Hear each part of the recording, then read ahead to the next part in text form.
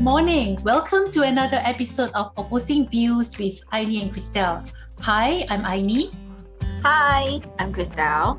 We are here to have open and authentic conversations, even if these conversations can be really difficult to have. Yes, no bullshit, no judgment, basically just putting everything out there. So grab your cup of coffee, your tea, or even just a cup of water. Water is really important, by the way. And join us in today's conversation on parenting. So let's get talking. Parenting, an age-old topic. Yeah. I think today's episode might be a little bit on the heavy side. Yeah, because we were just thinking, right? Continuing from our last week conversation about whether we're going to choose career or family, and that kind of bring a reflection on how our own family, right, is being like. And I think we both has a very unique upbringing. Yeah. Tell us about you, Christelle. How is it like for you growing up? So I go first. Okay. I was brought up by a single mom. So things were difficult at home. My dad left it when I was 8 years old. God.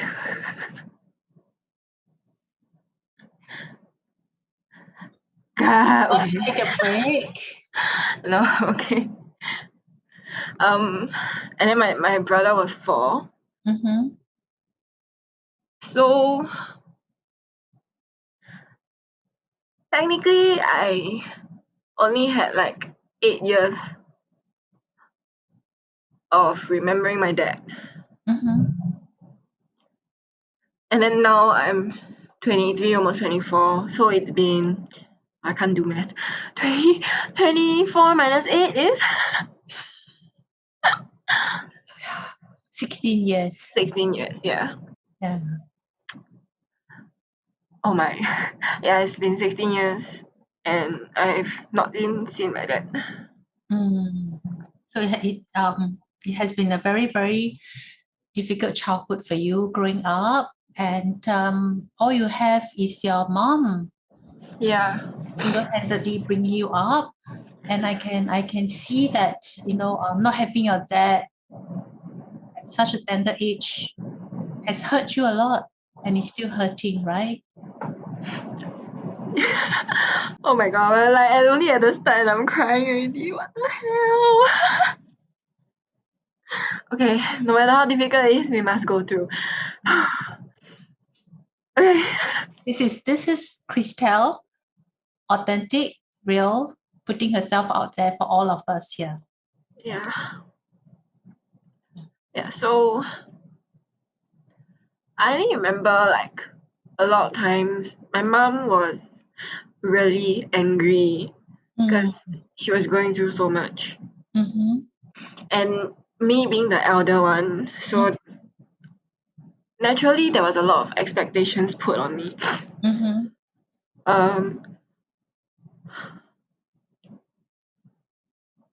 Honestly speaking, my mom did a pretty well done job bringing us up, given her situation. Like she went through a lot. Like, she also was a very career driven woman.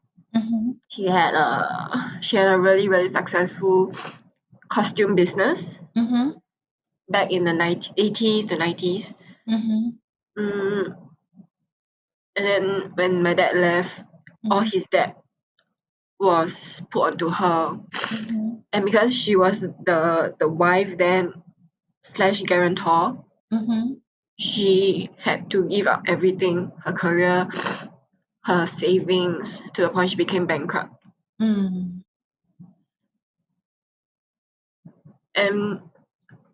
when I was 10 years old, I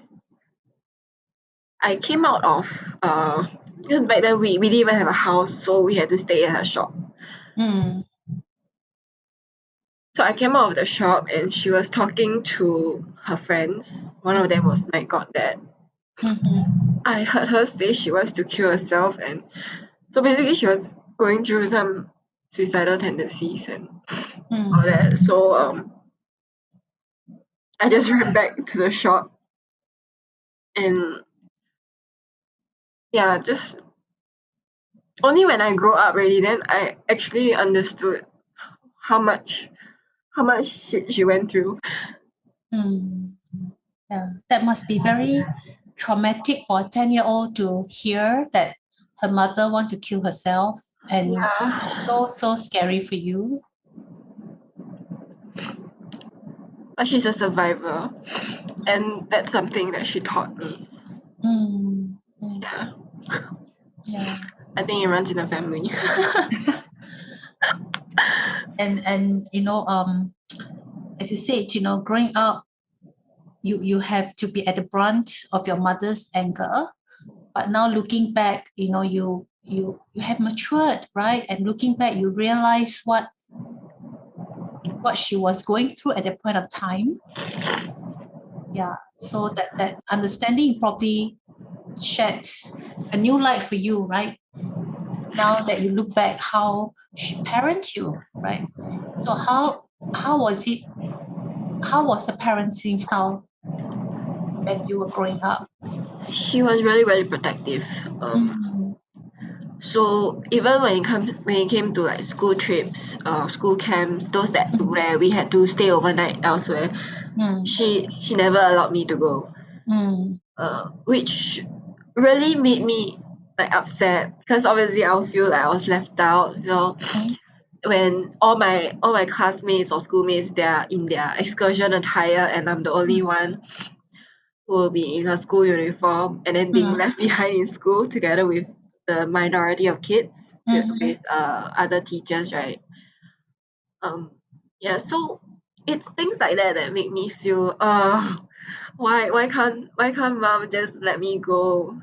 I guess she was really afraid that things would happen to me and all that. We were very, very secretive and very, very really low key about where we stayed. So I couldn't let any of my friends come over to the house, and I also couldn't go over to my friend's house. So for the whole of primary school, secondary school, it was just go school, come back home, go school, come back home. And then I was only allowed to go out with my friends during the end year school holidays, but I also had a curfew, which was like 10 p.m. I mean, it's like I will always grow up. I've grown up to be really afraid to make my mom upset and angry. So that makes me really secretive by nature, because it's how I was sort of psycho. I don't know if psycho is the right word. So, and then because my brother, and then I'm also like more gullible in a sense. I will get easily bullied, and my mom knows that, and she sees that compared to my brother, where he's more outspoken and he will dare to fight back per se. So she would allow him to just go out when I couldn't. Like, let's say he's 10 years old now and then I'm 14, right? At 10 years old he could go out with his friends, but at 10 years old I couldn't. So it was really, really upsetting for me to see, like, is this being unfair or whatsoever? Yeah. So I can't even try to imagine, because when a child is young, they want to be part of the group, right? They don't want to be stick out like a sore thumb. Like you say, everybody go for excursion, you kind of being the one left behind, and it's like, why can't I be part of this with everyone else, right? And not to be able to tell other people about your family, not to be able to share or even invite friends, or even friends invite you, you have to say no. Yeah. And you can't even also come and say, oh, come play with me after school. That must be so hard on you growing up. Yeah, that's why, make you feel that it's very difficult for you to share things. Yeah, that's why, you talk about you being maybe secretive. Yeah, but that's just how you are being conditioned, right? That you are not able to share certain things, right? Yeah, and probably make you very timid as well, right? Just don't pay any attention to me. I just want to fade away. Don't pay attention to me, right? Because there's so much that I can't talk about. So she always says this like, I'm someone who will just sweep things under the carpet and hopefully they will just go away. Because since young I've been like that. Mm, I don't speak up. mm, Really, really soft spoken. mm. Um I remember there was once I had to wear my pajamas for 1 month straight. And she didn't know about it until I told her. I told her like was something proud of. I was like, Mom, I wore this for 1 month, And then she's like, huh? No wonder you got rashes all over your body. Yeah, Yeah. I can. Yeah, it must be so painful for you as a child, right? To have to not talk about things, not being able to cry about it, not being able to let it all out to the one person that's supposed to be.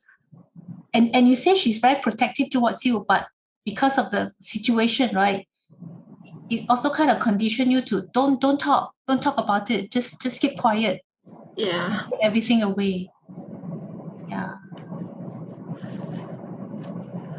So yeah, that's my story, I guess. that is so tough, right? And you were saying that because of the circumstances and the situation that she was being thrust into, like your father walked out and there was debts and she was almost bankrupt and she has to She was kind of bankrupt. She's not almost bankrupt. yeah, she She was was bankrupt. bankrupt, and then she's have two young children Yeah. to feed in that sense, right? Yeah, so probably she didn't know how to then manage all these emotions at the same time, being the Yes, loving it mom was that every correct. child Yeah. wants. So Yeah. she was really, really going through so much, and it didn't help that she had no one, like none of her family, like my aunts, my uncles, wouldn't dare to help her. Mm, They, I mean, even though it's the same blood, but they could just turn a blind eye on her, mm, shut every door. mm. It was really, really difficult. So a young mother with two very, very young children put in that situation, right? Really, there's so many things at that point of time. Yeah. So, but as a child, right, it's also you are entitled to be loved, right? As a child, you also needed to be nurtured and loved. She doesn't know how to give it to you. Yeah. So, and how does that make you feel? At that point of time. I guess she showed love in a she we used to have I used to like give her hugs and kisses Mm, before things got really bad. mm, It I guess all these hardships made her turn into a very I don't know, mm, cold person, mm-hmm, cold and angry. mm, She was really, really bitter last mm, time. Because she's always so angry, so I'm always very scared to make her angry. And she shows love in a sense where the typical like, oh, we buy food for you, we take care of you, you live under my roof, mm, means you live by my rules. mm, Yeah. So I guess that's her form of love. It's not that she doesn't love me or mm, that. mm, She does. Things would have been different if she didn't go through all that. Because I mm, think she's an amazing mom. mm, Many things that she maybe tried to put it across could have been done in a better way. mm, Less angry, for example. But it was. I'm really glad it did go through to me, sort of. Yeah. Yeah. I mean, now a 24-year-old you would totally understands what your mother was going through at that point of time, because you are 24-year-old right now. But to an 8-year-old child, right, it's Yeah, no, very hard to understand, right? correct. Why was my mother so angry with me? Why can't I have friends over? Why can't I go to their house? Why is it that I'm not living in a home like everyone else? So that's tough. That's tough. Yeah. Because she had no one, like all her family members just turned their backs on her, so she was very scared that all the more, why would strangers help? Mm. So that's why that explains her protectiveness around us, to the point that we cannot even tell our friends where we live and all that. Yeah. And then, of course, you talk about, so unfair. Why is it that my brother can be more independent than me at a younger age? Yeah. But I guess, like, because she always tells us that me and my brother have very different personalities, and my brother will more likely know how to protect himself rather than me, because I'll probably just end up crying and then not doing anything. Whereas my brother will probably like try and punch that person, stand up for himself. Yeah. So that's a form of love, right? Yes. Her love, her way of showing you love is her way of thinking that, oh, this is the way I want to protect you, so that you will not come into any harm. But Yes. to a 10-year-old, to a 12-year-old child is, why are you restricting my freedom? I want to be like my friends. I don't want to be the one that is odd. Yeah. Yes. Exactly. That was what I always had in my mind growing up. So how much you say all these things is kind of make you who you are today?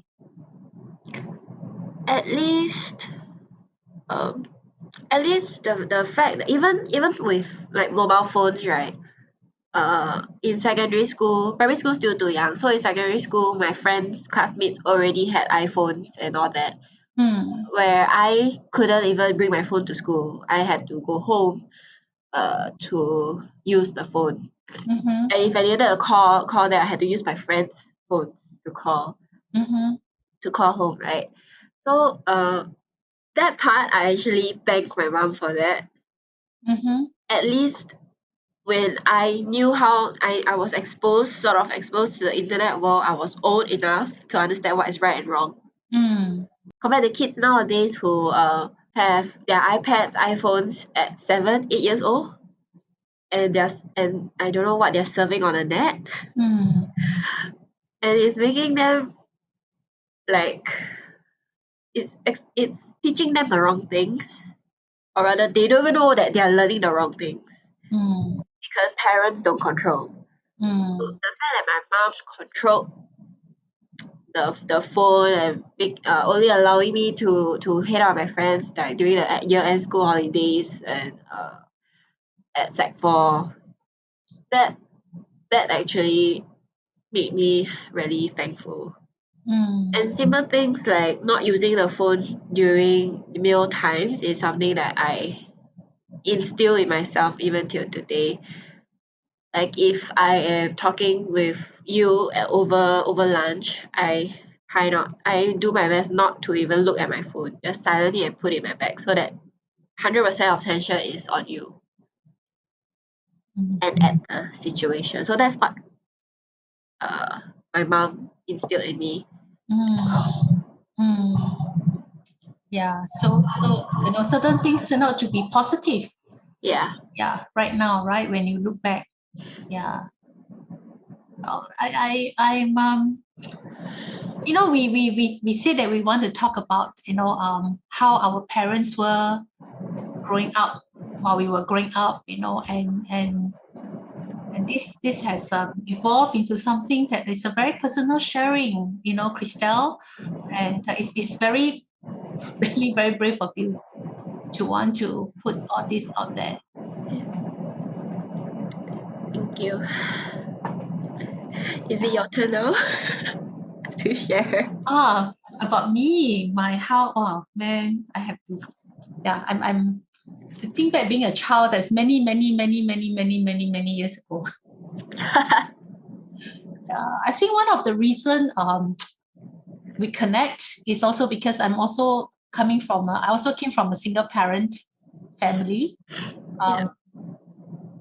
And I never even, I didn't even have a father, from very, very young. So it's just me and my mom, as far back as I can remember. And we were living together with my maternal grandparents. So it's a very, I think in those days, right, you have 2 or 3 generations living together. And it's a very unique environment for me, because my mom, being the single mom, again, like yours, she has to work very hard, right, to support me financially, and of course her own parents, because we're all living together. And she is she was a very strong woman, and her focus is really external, right? So what I had was actually my grandparents, right? I would say literally I was brought up by my grandparents. And I was very, very lucky, because my grandparents are super, super, that kind of super, super loving type, right? Very loving, very gentle. So until I was kind of like a spoiled brat when I was young. Really? Because I'm the only child, right? So, and me and my mom, we were living with my grandparents. So there were altogether 4 grandchildren. But because I was living with my grandparents, obviously they loved me the most. So even though among the 4 of us, there was I have one male cousin, and the other 3 are all girls. So, in tradition, in those days, or in traditionally, very traditional family might favor a boy over a girl, right? Grandchild. But my grandparents loved me, over my my cousin, right? So I was totally you were the queen. Totally the queen, totally loved by my grandparents. I think my grandma was still she tried to be fair, right? Because eventually my 3 other cousins also, at some point of time, they also came and lived with us. She tried to be fair. And of course, she also had that, grandson, they want special, right? So one good example is, like chicken, right? When she cooked chicken, you know this drumstick thing, right? Yeah. The favorite one will get the drumstick, right? So obviously there's only 1 pair of drumsticks, but there are 4 of us. So I don't have to tell you who got the drumsticks, right? So I always feel very bad for these other 2 cousin sisters, right? When I grew up, when I think back, right, I feel really bad for them, but they never get the drumsticks. It's always me and my this male cousin. So I was very lucky in that sense that my grandparents almost took over the role of my own parents, and they loved me to bits. I also grew up without a father figure. I never even met him. And my mom, she was a very strong person, and she also one that doesn't show love. She doesn't hug, she doesn't kiss, nothing, no physical affectionate, nothing, right? And she was also a very forceful personality, and she has that she come across as somebody who has a very strong and fierce energy. Right. So I remember everybody around me, right? Of course, my generation, my 3 other cousins, and my aunties, uncles, that means my mother's generation, everybody were kind of like scared of her, because, okay, she's the oldest among her peers, her generation. And because of her, this very strong and fierce energy, right? Everybody's scared of her one. So So she was there, right? I know growing up, I have a mom, but I'm not close to her at all. I wasn't close to her at all. Right. Okay. Yeah. So, but like I said, my grandparents kind of compensated, right? Yeah. Compensated the love that I didn't have. Mm. But just very unfortunate that when I was, I think, 8 years old, 7 or 8 years old, both of them passed away very quickly within 6 months of each other. I remember actually my grandfather was the one that always have a lot of medical condition, but my grandmother passed away first, and very soon after she passed away, my grandfather also passed away. So which means is now me and my mother, right, the two of us. So it was a very lonely childhood from then onwards, because my mom is not somebody who would like show affection to her. Is but of course she also had to work, which is very unusual, right? In those days, usually it's the father who went out to work, but she has to work to support me. Yeah. So again, like you, it's very difficult to talk about my family because I don't have a father, right? It's very weird when you're young. You didn't know how to explain, why is it that your family unit is different from everyone else. And you also don't understand why is it that I don't have a dad, that kind of thing. It's difficult, right? Yeah. But the only thing about my mom is I think she showed affection by giving me a lot of things. Oh, okay. Within her, whatever, even sometimes I would say not within her means, right? She would like give me a lot of nice things, so it's maybe in her own way she's trying to use material things to compensate love, right? So but slightly different from you, I can invite friends to my house. And being an only child, it's very lonely, right? You go back, there's nobody to play with you. And I will always invite people to my house, to play with me. And if cousins come to my house, I have these 3 other cousins, right? We're actually very close. Growing up, we are very close.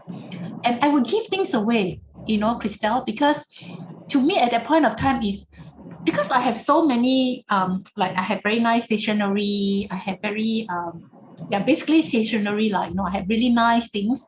And I very quickly, I learned that if I give things to people want to be my friends. Oh. Friends come to my house and say, oh, your pencil case is very, very, very pretty.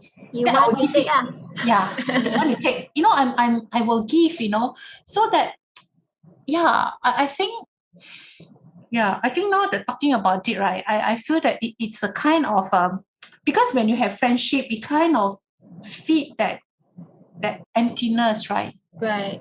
That hunger that I'm not, the kind of love that I'm not getting from my mom. The kind of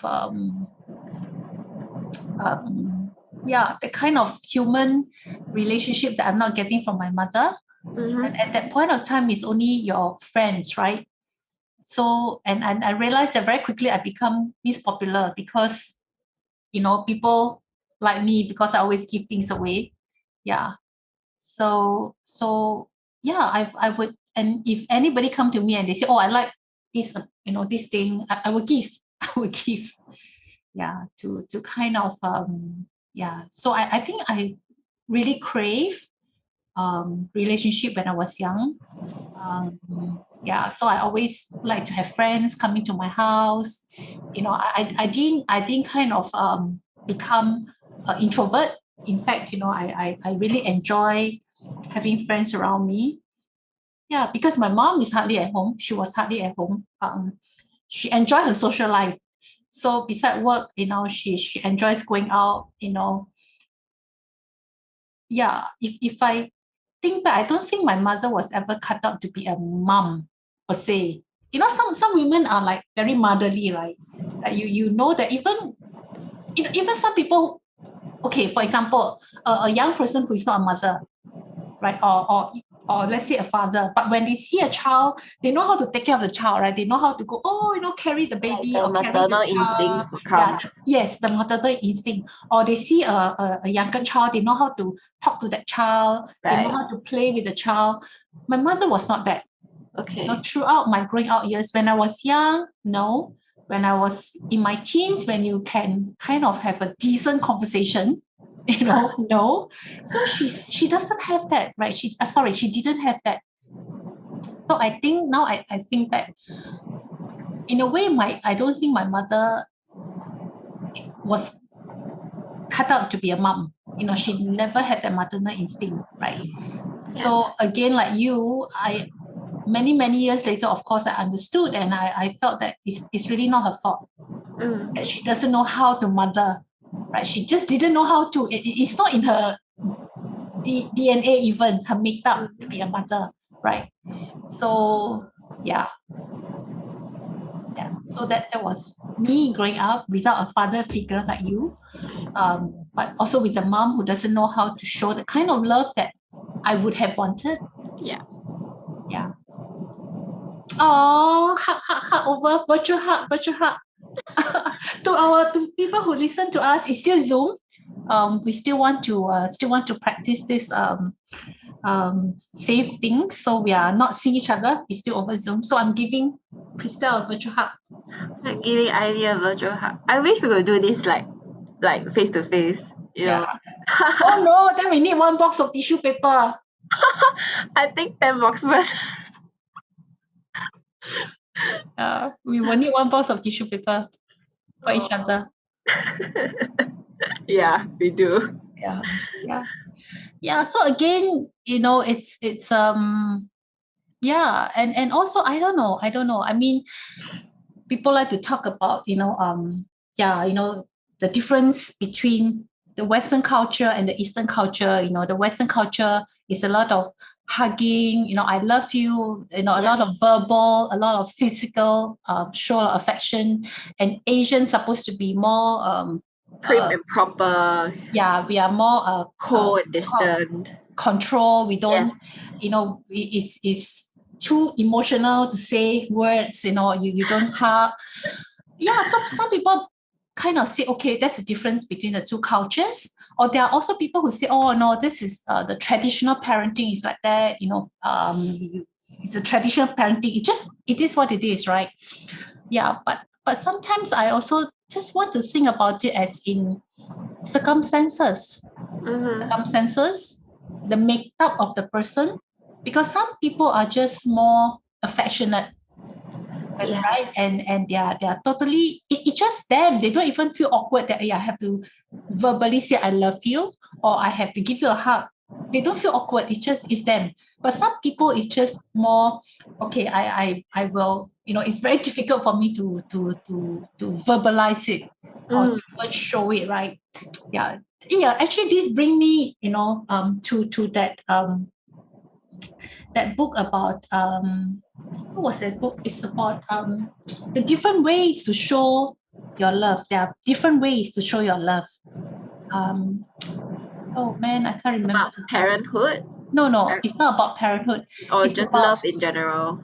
Yeah, it's love in general, because different people show affection differently. True. Right? For example, some people feel that verbal is very important.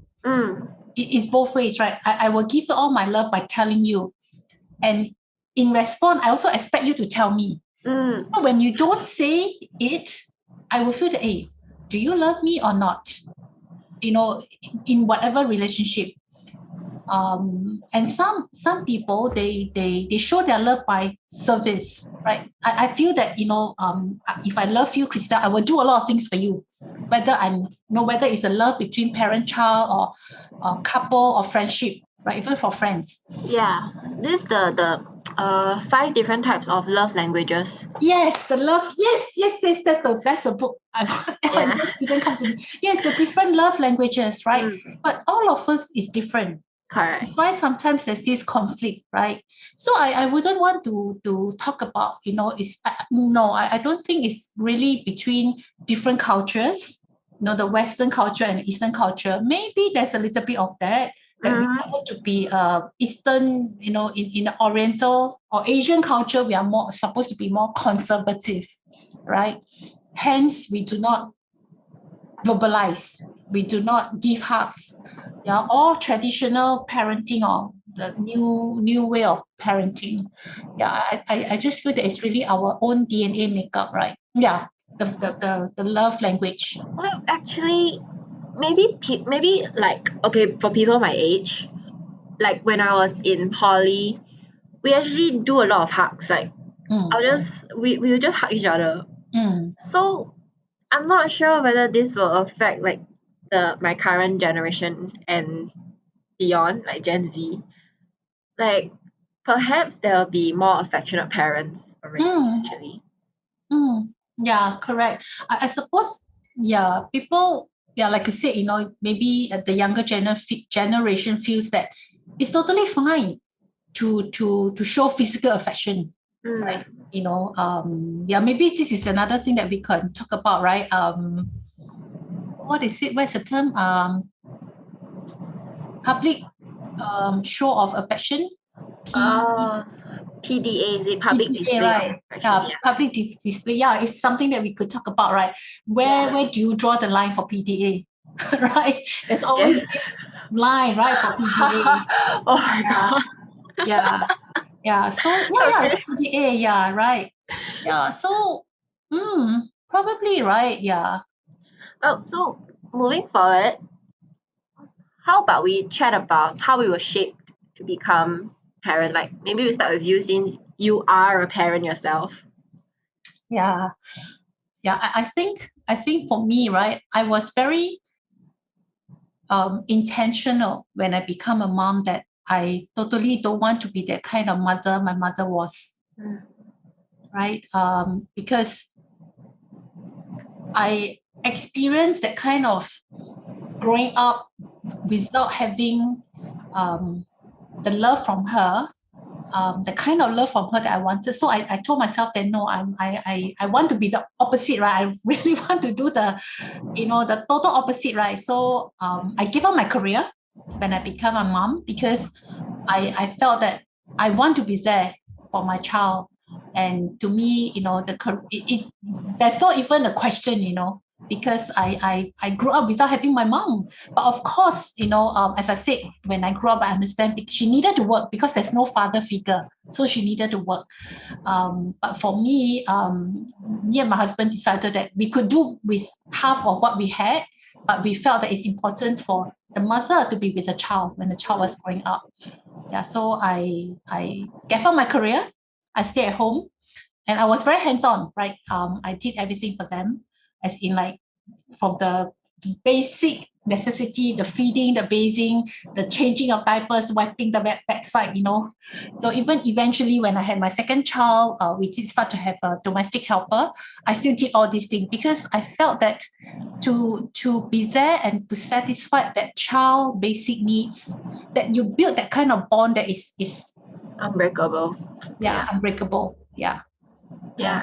True. True. Yeah. So of course I also did a whole host of doing all the activities with them, the bedtime story. And I was very conscious about also verbalize. Yeah, because okay, actually now I think back, right? Maybe my two children will have a different language of love, right? But growing up, I just show them the kind of language of love that I know through verbal and physical, right? To show them the affection. Yeah. Yeah. And I think that has been a very satisfying journey for me. Yeah. Yeah, which is why you wouldn't have it any other way Yes. when you said it the last episode. Yeah. So basically your childhood was your motivation behind to give up your career and be the best mom you can be. Yeah. Yeah. Yeah. And That's I was also that's so very amazing. very mindful of my words with my Right. children Yes. because certain things can affect the child for the rest of his life. So Correct. I was very mindful with my words with my children as well. But having said all this, Christelle, right? I'm sure if you speak to my children, right, they probably say, "Yeah, actually, mom, da da da da da da da da da." I'm sure I made many, many, many mistakes along the way, right? Be it with my firstborn or my second one. I think most people make the most mistake with the firstborn because they are still learning the ropes. Yeah. So unfortunately, you are also the firstborn. Yeah. Yeah, but like I said, having said that, I had my ideal picture of Version. how a Yeah. good mother should be like. Yeah. I tried to be that, but I'm sure I wasn't. And I'm sure I made many, many mistakes as well. But it is what it is, right?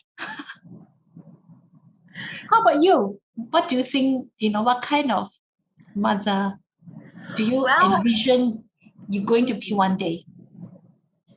okay, I mean, right now I'm definitely not ready. I'm nowhere near that yet.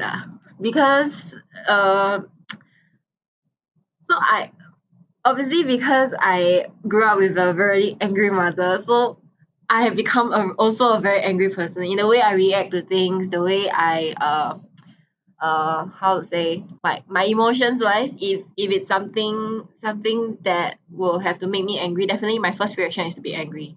The first emotion that comes to my mind is to be angry, and I know for a fact that I have to change this part because obviously your child will make you very angry. Yes, a child being a child. And I don't want to become a verbally abusive or even physically abusive kind of mom. I don't want that. I mean, not that my mom was physically abusive, just that verbally wise, like what you say, mindful of your words. She was not mindful of her words. So, Mm, and that really stuck with me for a really, really long time, even until now. mm, So that is the number one thing that I will want to be, which is to be mindful with my words and not to be reactive. Even and to be really, really like to really like patience. So I have been watching a lot of TikToks videos, right? And there are a lot of parenting sort of videos where the mom would just video the interaction between her and the child, right? And when the child is throwing a tantrum, I remember there was one video, the child was throwing a tantrum. He like just keep crying. He just kept crying, and so what she did, the mom did was she literally just hugged the child and keep using words like, yes, they are like only 2 years old, but they actually understand what you're saying, So it's like simple things like tell me what you want with words. Um, I don't understand you. You have to tell me what you want. It's just keep repeating this until it gets in their system, the child's system, like the child's brain. So, and the moment she hugged him, or rather, she actually asked him, "Do you want to hug?" And he was like really resistant at first, and then she just kept asking and asking until he said yes. So the moment they hugged, he totally just relaxed. So I think that's something that I would want to instill as well in terms of physical affection and patience. mm, And mm, not to be angry. The first reaction is to never be angry at your mm, child. yeah. Yeah. Human basic needs, Christelle, is still that physical connection, especially when a child is young, when they have no understanding of meaning of words yet. It's really that physical touch, right? That's why talking about that, right, I never ever believe in disciplining my kids with so-called physical punishment, whether using my hand or using a cane. I never cane my kids. I never use my hand, because really, it's a physical touch, right? Is it a touch of love or is it a touch of violence? Yeah. So that physical touch to me is really build that bond, right? Yeah. Okay. So I'm once we podcast is just like whatever that you post on the internet, right? It will be there for like Forever. I'm just okay. It will be very interesting the day you become a mother when you listen back to this. If you think of this podcast and listen back to it, right? Yeah. So we let's kind of make a date, right, for that day. Wait. Let me ask I my know fortune when. teller. When will I get married and get my first child? We wouldn't know, right? Yeah. So, But yeah, you're right to say that the day I really become a mom and then I listen back to this, how would I be? mhm. I remember this. So that I can actually maybe make a reaction video or something and post it on YouTube. Or just say, hey, I need our date is today. Oh yeah. Remember we talk about that's why I said let's have a date on that day. Okay. Yeah. Right. I think, I really applaud you for being so vulnerable today. We totally didn't know that this is going to happen. Really, really put ourselves out there today, Christelle. Thanks for being with me. Yeah. This is a hardship for you. And hard for you. Oh, virtual love and virtual hug. Yeah. Yay.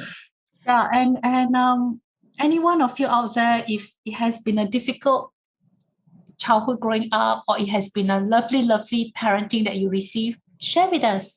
Share with us your Yeah. experience. We'd like to hear from you. To end off,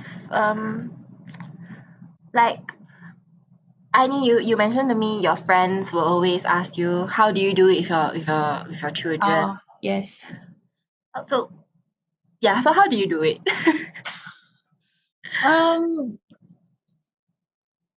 I think when I became a mother, I really just used the principle of I did not want to be like the kind of mother my mother was. I know it's really bad for me to say this, but really that was my guiding principle. But having said that, I have two children. I have one boy and one girl. It's still, you can't one size fits all, right?